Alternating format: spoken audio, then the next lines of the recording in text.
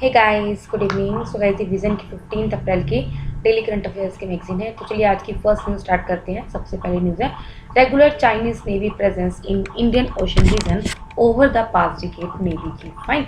तो गाइस, ये जो हमारी न्यूज़ है इंटरनेशनल रिलेशंस में कवर होगी। अभी क्या है, जो हमारी इंडिया के नेवी चीफ है उन्होंने बोला है कि पिछले 10 साल से, पिछले एक डिकेड से क्या है, इंडियन ओशन रीजन में मतलब कि चाइना की जो नेवी है उसकी रेगुलर प्रेजेंस नहीं है। फाइन। तो अभी इस न्यूज़ में क्यों जरा आप देख लेते हैं।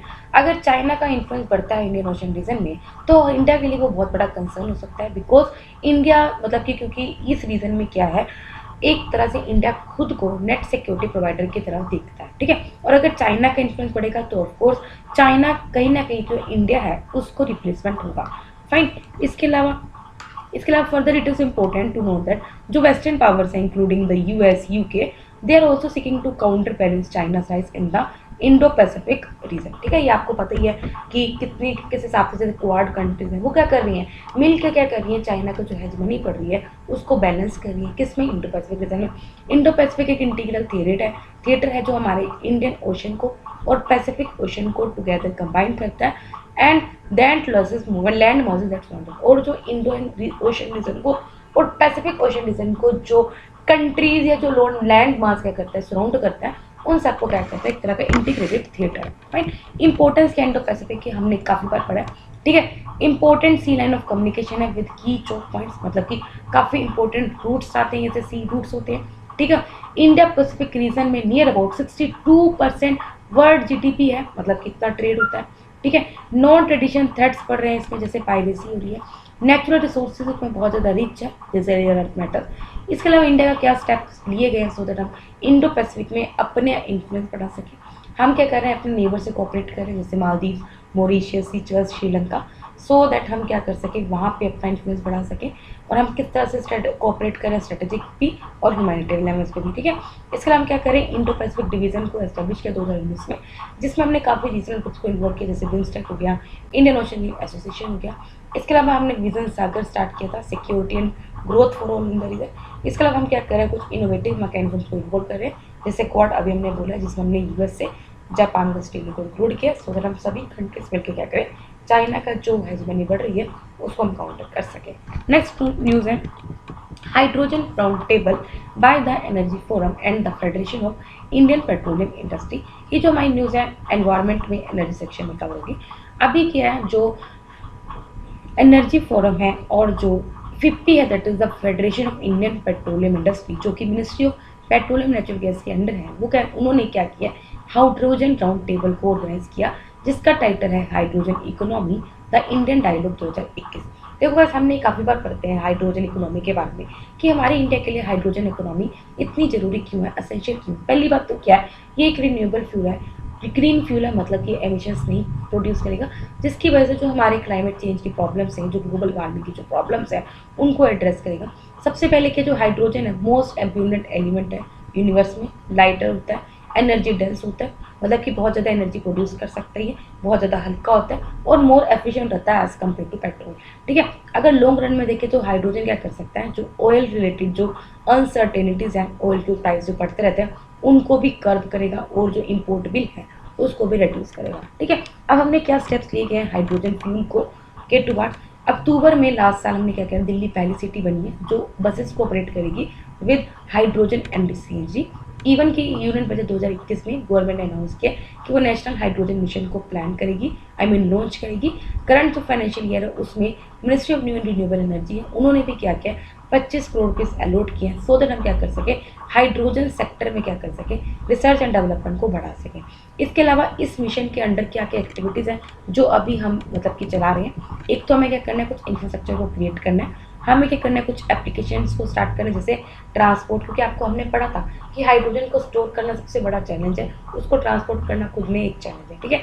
हमें क्या करना है, goal oriented research and development पे फोकस करना है, एक रोबस्ट फ्रेमवर्क क्या करना है, डेवलप करना है, सो दैट हम क्या कर सके, हाइड्रोजन टेक्नोलॉजीज के लिए स्टैंडर्ड्स और रेगुलेशंस को सेट कर सके। डिफरेंट टाइप ऑफ हाइड्रोजन होती है जिसको हम यूज़ कर सकते हैं as a source of energy. एक होती है ग्रीन, ये जो ग्रीन हाइड्रोजन होती है वो प्रोड्यूस की जाती है by the electron which is a water. कैसे हम यूज़ करते हैं इसको, हम इलेक्ट्रिसिटी यूज़ करते हैं from renewable sources like hydro power, wind and solar. Zero carbon emission इसमें प्रोड्यूस होते हैं। इसके अलावा टर्क्यूस होती है, इसमें जो हाइड्रोजन प्रोड्यूस होती है वो हम किससे कैसे प्रोड्यूस करते हैं, by thermal splitting of methane. Right, तो ग्रीन हाइड्रोजन हम कैसे यूज करते हैं, बाय द वाटर से, क्योंकि वाटर आपको पता है ना H2O होता है, तो इसी को ब्रेक करके H2 प्लस O2 निकल जाएगा। राइट, तो हम क्या करते हैं, ग्रीन हाइड्रोजन ऐसे प्रोड्यूस करते हैं। टर्कोसिस हाइड्रोजन हम क्या करते हैं, मिथेनॉल को स्प्लिट करके, मीथेन को स्प्लिट करते हैं यूजिंग मेथड पायरोलिसिस। ठीक है, इंस्टेड ऑफ CO2 इसमें कार्बन को हम क्या करते हैं, प्रोड्यूस करते हैं। एक येलो हाइड्रोजन होता है, उसको हम यूज करते प्रोड्यूस करते हैं by grid electricity, electrolysis of using electricity. Blue को हम कैसे यूज करते हैं, ग्रे ब्राउन हाइड्रोजन को with its carbon dioxide sequestrated और रिपर्पस। पिंक पर्पल रेड, इसमें जो हाइड्रोजन को प्रोड्यूस करते हैं वो कैसे करते हैं, by electrolysis using nuclear power. Black और ग्रे हाइड्रोजन को हम जो हाइड्रोजन प्रोड्यूस करते हैं, इसमें जो हाइड्रोजन एक्सट्रैक्ट करते हैं वो नेचुरल गैस से करते हैं using steam methane forming. White hydrogen produce किया जाता है as a by product of industrial process. Brown hydrogen extract की जाती है फॉसिल फ्यूल से, यूजुअली कोल से यूजिंग द गैसिफिकेशन। ठीक है, तो डिफरेंट टाइप ऑफ हाइड्रोजन से, ज़्यादा आपको दिमाग इसमें नहीं लगाना। नेक्स्ट न्यूज है that is the right to professional education though not fundamental right is not government largest supreme court. ठीक है, ये जो हमारी न्यूज़ है प्रोटीन गवर्नेंस में कवर होगी। आपको पता है राइट टू एलिमेंट्री एजुकेशन ये आपका फंडामेंटल राइट है, लेकिन right to professional education no doubt आपका फंडामेंटल राइट नहीं है। ठीक है, ऐसा सुप्रीम कोर्ट ने बोला इज नॉट गवर्नमेंट लार्जेस्ट। अभी क्या, सुप्रीम कोर्ट एक केस की हियरिंग सुन रहा है जहाँ पे 2 स्टूडेंट्स हैं, उनको मेडिकल कॉलेज में एडमिशन देने को मना कर दिया दिल्ली में। ठीक है, तो सुप्रीम कोर्ट ने इस इशू को अंडर आर्टिकल 32 में लिया है।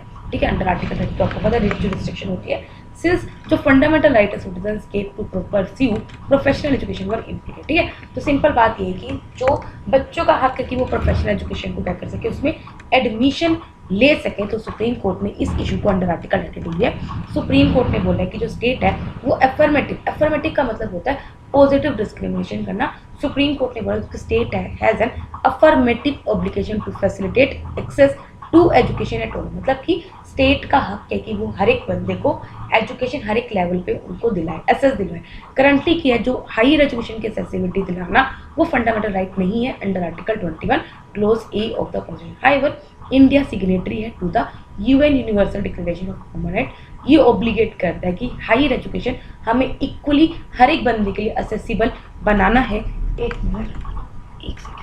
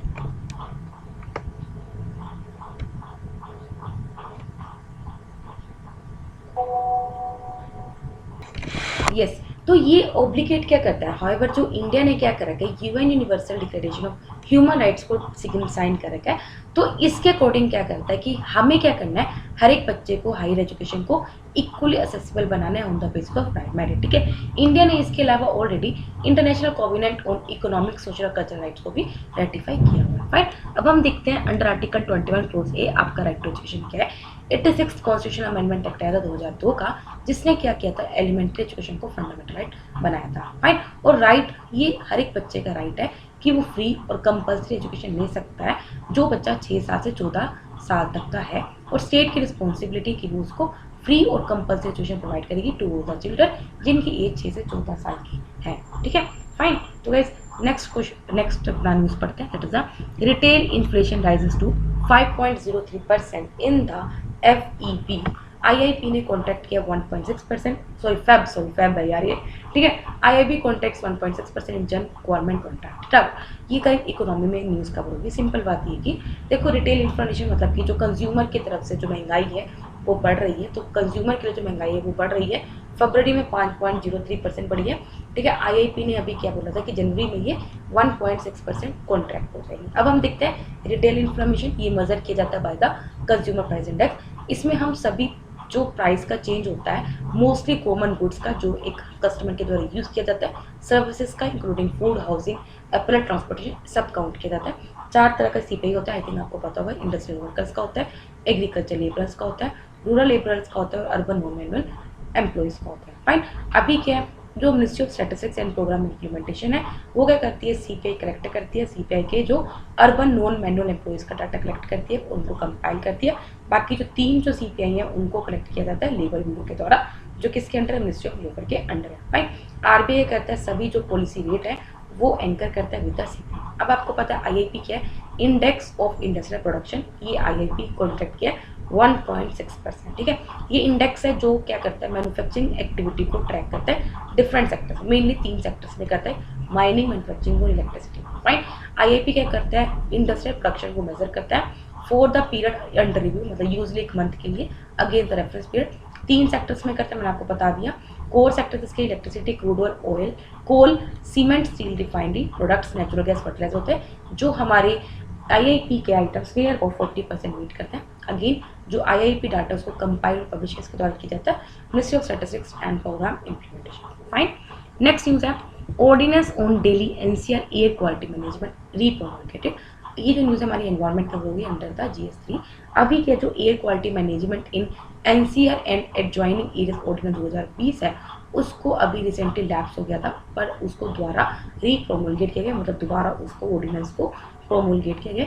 ओरिजिनल ऑर्डिनेंस के अंदर क्या किया था, जो commission for air quality management है उसको क्रिएट किया गया था एज अ स्टैट्यूटरी बॉडी, जो क्या करेगा नेशनल कैपिटल रीजन जो दिल्ली एनसीआर रीजन है या फिर जो उसके साथ जो रीजन रखते हैं उनमें एयर क्वालिटी को मैनेज करेगा of the Indo Gangetic plain, ठीक है।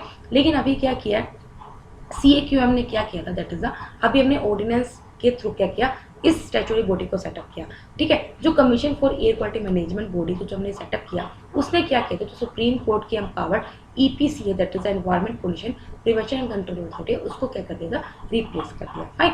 इसके अलावा जो ये commission of air quality management ये क्या करता है, कौन कौन से स्टेट में जुरिस्डिक्शन इंजॉय करता है, पंजाब, हरियाणा, यूपी, राजस्थान।